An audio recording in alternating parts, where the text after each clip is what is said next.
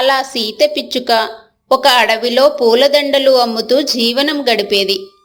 మిన్నో, ఆ సీత పూలదండలు అమ్మి చాలా సంపాదిస్తుంది. అది మొన్నటి వారం తన ఇంటికి పెయింట్ కూడా వేయించుకుంది.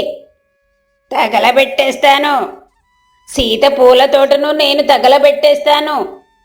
ఇలా అంటూనే మిన్నుకాకి సీత పిచ్చుక పూల తోట దగ్గరికి వెళ్తుంది మరియు కిరోసిన్ పోసి సీత పూల తోటను తగలబెడుతుంది. సీత పూల తోట మొత్తం కాలిపోయింది. సీత సీత, నువ్వు ఇక్కడ పూలు అమ్ముతున్నావు కానీ అక్కడేమో నీ పూల తోటని ఎవరో తగలబెట్టేశారు. లేదు లేదు, అలా జరగడానికి వీల్లేదు. అలా సీత భయపడుతూ సీత పూల తోట వైపు వెళుతుంది. ఆ మంటలు సీత తోటను పూర్తిగా చుట్టుముట్టేస్తాయి. అంతా కాలిపోయింది. సీత పిచ్చుక అక్కడ కూర్చొని ఏడవడం మొదలు పెడుతుంది. నేను నేను ఎవరికి అపకారం చేశాను? ఆ కిరాతకుడు నా తోటను మొత్తం కాల్చేశాడు. ఇప్పుడు నేనేం చెయ్యాలి? సాయంత్రం వరకు సీత అక్కడే కూర్చుంటుంది. ఆ తర్వాత సీత ఏడుస్తూ ఇంటికి తిరిగి వెళుతుంది. అమ్మా, ఊరుకు, ఇలా ఏడిస్తే ఏం వస్తుందమ్మా? పోయింది తిరిగి రాదు కదా. నేను ఇంటి ఖర్చులు ఎలా గడుస్తాయి అని ఆలోచిస్తున్నాను చిట్టి. నేను చాలా కష్టపడి నా పూల తోటను పెంచాను. అంతా పోయింది. అలా కొన్ని రోజులు గడుస్తాయి మరియు నెమ్మదిగా సీత పిచ్చుక ఇంట్లో సరుకులు అయిపోతాయి. చిట్టి బేటా, ఈరోజు తినడానికి ఇంట్లో ఏమీ లేవు. నేను పక్కింటి కాకుల నుండి కొంత ఆహారం తీసుకుని వస్తాను. సీత తన ఇంటి నుండి పక్కనే ఉన్న కాకుల ఇంటికి వెళుతుంది. చెప్పు సీత, ఏంటి విషయం ఇలా వచ్చావు? కిరు అక్క, నా పూల తోట కాలిపోయింది. నా వ్యాపారం పనులు అన్నీ ఆగిపోయాయి. ఈరోజు నాకు తినడానికి ఏదైనా ఇవ్వు, తర్వాత నేను నీ అప్పు తీరుస్తాను. ఓ విచ్చగత్తి సీత, ఏంటి నువ్వు రోజు రోజు అడగడానికి వస్తావు? పో ఇక్కడి నుండి, మా ఇంట్లో నీకోసం ఏమీ లేవు. సీత దుఃఖంతో అక్కడి నుండి వెళ్ళిపోతుంది. ఎర్రో, ఎవరు బయట? ఇప్పుడు వచ్చింది సీత. దాని స్థాయికి తగ్గట్టుగా ఇంటింటికి తిరుగుతూ ముష్టి ఆడుకుంటుంది. ఆ సీత తోటను తగలబెట్టాను. దానికి ఎక్కడా తిండి కూడా దొరకనివ్వను.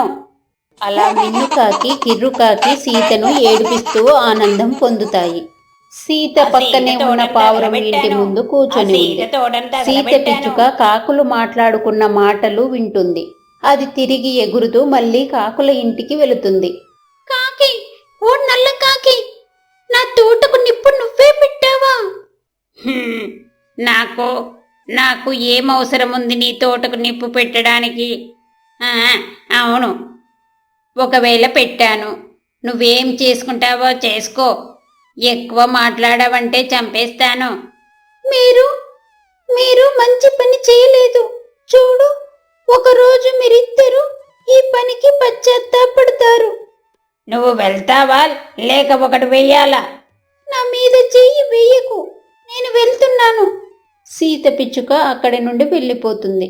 తన పొరిగింటి వారి దగ్గర 3-4 రోజులు ఆహారం తీసుకుని బ్రతుకుతుంది. మరియు ఒకరోజు తన చిట్టి కూతురితో ఇలా అంటుంది.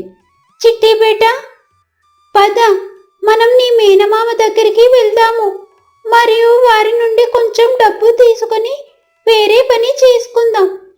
అలా సీత పిచ్చుక తన కూతుర్ని చిట్టిని వెంటబెట్టుకొని వేరే అడవికి వెళ్తుంది. రావి చెట్టుపై సీత పిచ్చుక అన్నయ్య ఇల్లు ఉంది. ఇద్దరు తల్లి కూతుళ్ళు అక్కడికి వెళ్తారు. కానీ సీత చిలుకను చూసి ఆమె వదినకు కోపం వస్తుంది. చిత్రవదిన, అన్నయ్య ఎక్కడ ఉన్నారు? కూలి పనికి వెళ్ళారు. చాలా కష్టంగా ఇల్లు గడుస్తుంది. అన్నయ్య ఎప్పుడు తిరిగి వస్తారు వదినా? నాకేం తెలుసు? ఆయన నాకు ఈ సమయానికి వస్తా అని నాకేం చెప్పలేదే. సీత పిచ్చుక తన కూతుర్ని తీసుకుని ఇంటి మూలన కూర్చుంటుంది. అమ్మ, నాకు దాహం వేస్తుంది, నీళ్లు తాగాలి. నేను మీ అత్తతో అడుగుతాను. వదినా, చిట్టికి కొంచెం నీళ్లు ఇవ్వవా? నేను వంటింట్లో పనిచేస్తున్నాను, ఖాళీగా లేను. ఒకవేళ ఆపేస్తే నది దగ్గరికి వెళ్ళు. నువ్వు కూడా నీళ్లు తాగు, మరియు నీ కూతురికి కూడా తాగించు. సీత పిచ్చుక తన వదిన ప్రవర్తన అర్థం చేసుకుంటుంది. చిట్టి బిడ్డ, పద, మనం ఇక్కడి నుండి వెళ్ళాలి. అలా సీత పిచ్చుక తన కూతుర్ని తీసుకొని మరియు తన వదినకు చెప్పకుండానే అక్కడి నుంచి వెళ్ళిపోతుంది. దారిలో సీత పిచ్చుక అన్నయ్య కనబడతారు. సీత పిచ్చుక అన్నయ్య దగ్గర ఆగుతుంది. సీత, నువ్వు ఎక్కడికి వెళ్తున్నావు? అన్నయ్య, నేను ఇంటికి వెళ్ళాను, కానీ వదిన సరిగ్గా మాట్లాడలేదు. సీత, నువ్వేమైనా తీసుకోవడానికి లేదా అడగడానికి వచ్చావా? అన్నయ్య, నా తోటకు కాకులు నిప్పు పెట్టాయి. నేను నీ దగ్గర అప్పు తీసుకోవడానికి వచ్చాను.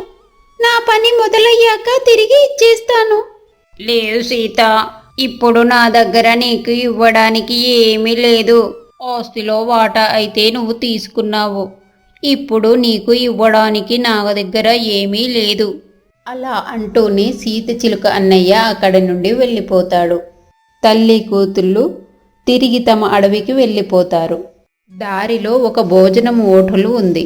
సీత పిచ్చుక మరియు చిట్టి పిచ్చుక ఆ హోటల్ దగ్గర ఆగుతారు.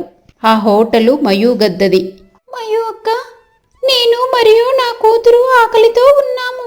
మాకు ఒక పూట తిండి ఇవ్వు. నేను నీకు నీ పాత్రలు కడిగేస్తాను. ఓ సీత పిచ్చుక, ప్రశాంతంగా ఉండు. నువ్వు తప్పకుండా ఏదో కష్టంలో ఉన్నావు.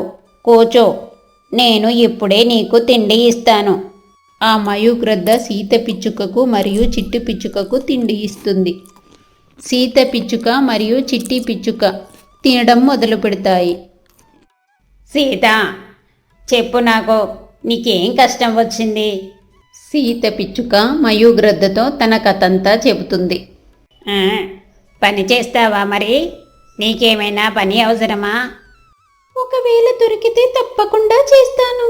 నువ్వు నా హోటల్లో వంటలు చెయ్యి. నేను నీకు బదులుగా 2 పూటలా తిండి పెడతాను, మరియు నీ అవసరాలు కూడా తీరుస్తాను. అలా మయూగ్రద్ద మాటలు విన్న సీత పిచ్చుక చాలా సంతోషిస్తుంది. ఆ రోజు నుండి మయూగ్రద్ద హోటల్లో సీత పిచ్చుక పని చేయడం మొదలు పెడుతుంది. సీత పిచ్చుక వంట చేస్తుంది, మరియు చిట్టి పిచ్చుక కూడా తన అమ్మకు పనిలో సహాయం చేస్తుంది.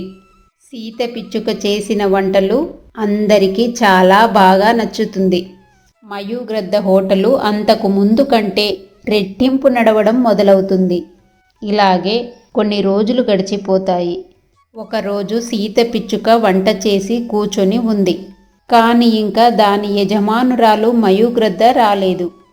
చిట్టి బేట, నువ్వు హోటల్లో ఉండు. నేను మయూగ్రద్ద అక్క దగ్గరికి వెళ్ళి వస్తాను. కస్టమర్లు వచ్చే సమయం అయింది, కానీ మయూగ్రద్ద ఇంకా రాలేదు. సీత పిచ్చుక హోటలు యజమానురాలు అయిన మయూగ్రద్ద ఇంటికి వెళ్తుంది. మయూగ్రద్ద తన గూటిలో జబ్బుతో పడి ఉంది. సీత, నువ్వు ఇక్కడికి రావడం మంచిదైంది. నాకు నిన్న సాయంత్రం నుండి ఒంట్లో బాగా లేదు, జ్వరంగా ఉంది. అయ్యో, నేను నీకు ఇప్పుడే మందు తీసుకొచ్చి ఇస్తాను. మందు అవసరం లేదు సీత, మందు నేను తీసుకున్నాను. ముందు నా మాట శ్రద్ధగా విను. నేను ముసలిదాన్ని అయ్యాను, మరియు నా వల్ల ఇప్పుడు ఎక్కువ పని అవ్వదు.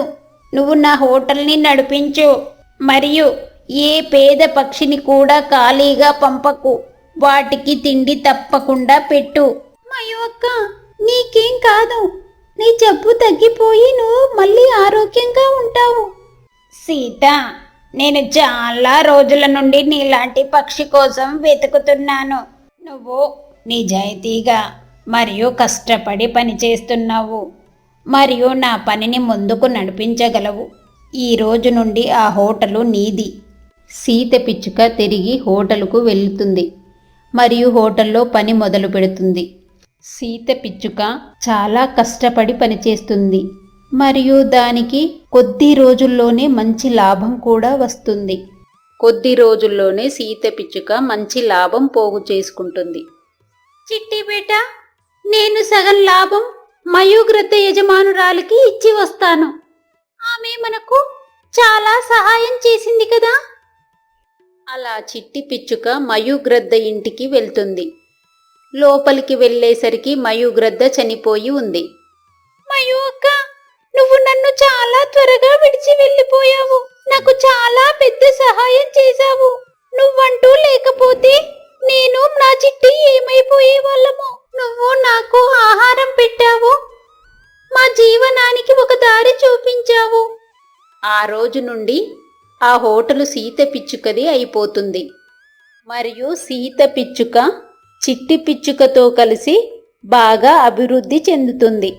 ఒకరోజు మిన్ను కాకి, కిర్రు కాకి ఆ హోటల్ వైపు వస్తాయి.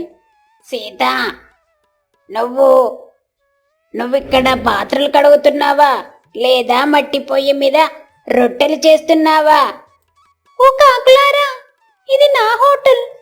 మీరు నన్ను నాశనం చేయాలని అనుకున్నారు, కానీ అలా జరగలేదు.